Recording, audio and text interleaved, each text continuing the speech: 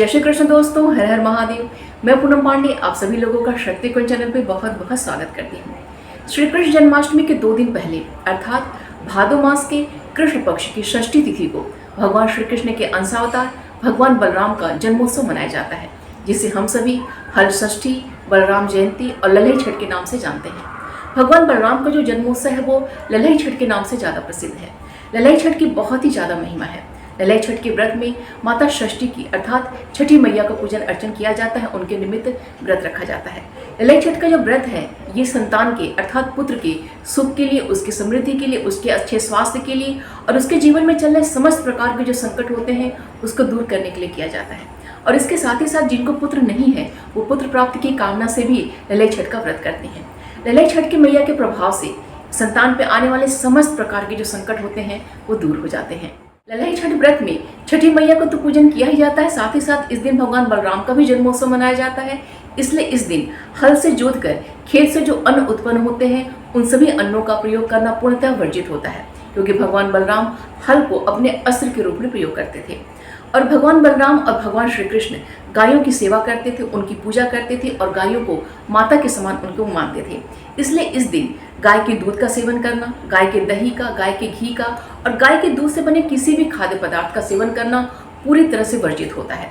ऐसी मान्यता है कि छठ का व्रत करने वाली जो महिलाएं होती हैं इस दिन अगर गाय के दूध का, गाय के दूध से बने किसी खाद्य पदार्थ का या फिर हल से जोत कर जो खेत से जो अन्न उत्पन्न होते हैं उनका अगर प्रयोग करती हैं तो छठी मैया नाराज हो सकती हैं, जिसके वजह से उनके संतानों पे कष्ट आ सकता है, उनके संतानों पे संकट आ सकता है।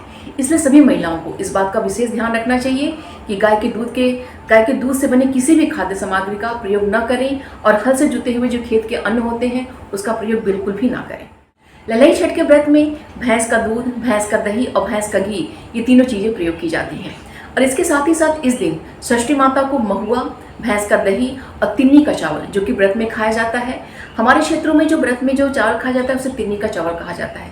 हो सकता है कि आपके क्षेत्र में जो चावल खाया जाता है व्रत में उसे किसी अन्य नाम से भी बुला जाता हो। तो इन तीनों चीज़ों का, तिन्नी का चावल, महुआ और भैंस की दही, इन्हीं तीनों चीज़ों का छठी मैया को भोग लगाया जाता है। और इन्हीं तीनों चीज़ों का जो छठ का जो व्रत करती हैं ललई छठ का, वो महिलाएं उन चीज़ों का सेवन भी करती हैं। इस व्रत में जो नमक का सेवन करना पूर्णतः वर्जित होता है और इस व्रत में अन्न खाना पूर्णतः वर्जित होता है। साथ ही साथ इसमें सरसों का तेल प्रयोग करना वर्जित होता है और इसके साथ ही साथ इस व्रत में खट्टी चीज़ों का सेवन करना भी पूर्णतः वर्जित होता है। इसीलिए इस व्रत में जो भैंस का दही चढ़ाया जाता है वो बिल्कुल ताज़ी दही चढ़ाई जाती है, वो दही बिल्कुल भी खट्टी नहीं होनी चाहिए। ललई छठ के व्रत में कुछ ऐसे नियम हैं जिनको हमें बहुत ही सावधानीपूर्वक उनका हमें पालन करना चाहिए। ललई छठ के व्रत में छठी मैया का पूजन किया जाता है, तो इस व्रत में 6 की संख्या का बहुत ही ज़्यादा महत्व होता है। तो छठी मैया को जो प्रसाद अर्थात जो उनको भोग लगाया जाता है महुए का, दही का और तिन्नी के चावल का, वो 6 जगह भोग लगाया जाता है। इस दिन जो दीपक जलाया जाता है वो 6 मुखी दीपक जलाया जाता है और जो कहानी सुनी जाती है वो 6 की संख्या में अर्थात 6 कहानियाँ सुनी जाती हैं। इस दिन छठी मैया को वस्त्र चढ़ाया जाता है, श्रृंगार की सामग्री चढ़ाई जाती है और छोटे बच्चे के जो लकड़ी के खिलौने होते हैं वो चढ़ाए जाते हैं। और पूजा के आखिरी में जो श्रृंगार की सामग्री है, छोटे बच्चे के जो खिलौने हैं, वो अपने घर परिवार में ही सुहागन महिलाओं को, बच्चों में उसको वितरित कर दिया जाता है और कुछ अपने पास भी सामग्रियाँ रखी जाती हैं।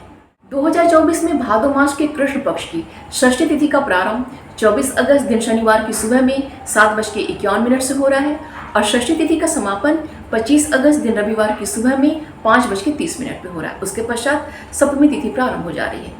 ललई छठ के व्रत में षष्ठी तिथि जो है वो मध्याह्न काल में अर्थात दोपहर में प्राप्त होना अनिवार्य होता है, तभी यह व्रत रखा जाता है, क्योंकि ललई छठ का जो पूजन होता है वो मध्याह्न काल में अर्थात दोपहर काल में ही संपन्न किया जाता है। तो 24 अगस्त को हमें दोपहर में षष्ठी तिथि प्राप्त हो रही है, इसलिए इस साल ललई छठ का जो व्रत है वो 24 अगस्त दिन शनिवार को मनाया जाएगा। इस साल ललई छठ का जो व्रत है वो वृद्धि योग में संपन्न हो रहा है, जो कि बहुत ही ज़्यादा शुभ और बहुत ही ज़्यादा मंगलकारी है। इसके साथ ही साथ यह जो व्रत है वो अश्विनी नक्षत्र में संपन्न हो रहा है। 24 अगस्त दिन शनिवार को सुबह में 8:49 से लेकर सुबह में 10:26 तक राहु काल है और राहु काल में कोई भी शुभ और मांगलिक कार्य प्रारंभ नहीं करना चाहिए। इसलिए 10:26 तक आप लोग कोई भी अपना पूजा का कार्य प्रारंभ मत कीजिएगा। 10:26 के बाद ही अपना पूजा का कार्य आप अपना प्रारंभ कीजिएगा। तो इस दिन लल्लई छठ की जो पूजा का शुभ मुहूर्त है वो सुबह में 10:26 से लेकर दोपहर में 12:55 तक है। तो ये जो पूजा का आपका शुभ मुहूर्त है, इस बीच में आपको अभिजीत मुहूर्त भी प्राप्त हो जाएगा और इस बीच आपको अमृत काल भी आपको प्राप्त हो जाएगा, जो कि इस पूजा के लिए बहुत ही ज़्यादा शुभ और बहुत ही ज़्यादा मंगलकारी रहेगा। तो पूजा का समय का आप लोग बहुत ही ध्यान रखिएगा और राहु काल को आप लोग अवॉइड कीजिएगा। लल्लई छठ के व्रत में अन्न खाना, नमक खाना और सरसों के तेल का प्रयोग करना पूर्णतः वर्जित होता है। इस व्रत में आप पूरे दिन जल ग्रहण कर सकते हैं, मीठा फलाहार खा सकते हैं। षष्ठी माता को जो भोग लगाया जाता है महुए का, तिन्नी के चावल का, दही का, उसका सेवन आप कर सकते हैं। और ये जो महुआ होता है, तिन्नी का चावल होता है, दही होता है, इससे कोई सामग्री बना के भी आप खा सकते हैं। कहने का तात्पर्य है कि पूरा दिन आपको मीठा फलाहार करके ये व्रत करना होता है और अगले दिन, व्रत के अगले दिन सूर्योदय होने के पश्चात आप व्रत का पारण कर सकते हैं, आप अन्न ग्रहण अब कर सकते हैं। अगर किसी के घर में किसी के बेटे की शादी हुई है या फिर कोई बच्चा पैदा हुआ है तो ऐसे लोगों को लल्लई छठ के व्रत के दिन वृद्धि चढ़ाना होता है। वृद्धि के स्वरूप में माता षष्ठी को जो भोग लगाया जाता है 6 की संख्या में, वो जो भोग है वो जस्ट डबल कर दिया जाता है, अर्थात वो 6 की जगह 12 जगहों पे वो भोग लगाया जाता है। और माता षष्ठी को जो श्रृंगार की सामग्री चढ़ाई जाती है, जो खिलौने चढ़ाए जाते हैं, उनकी जो संख्या होती है थोड़ी सी ज़्यादा कर दी जाती है।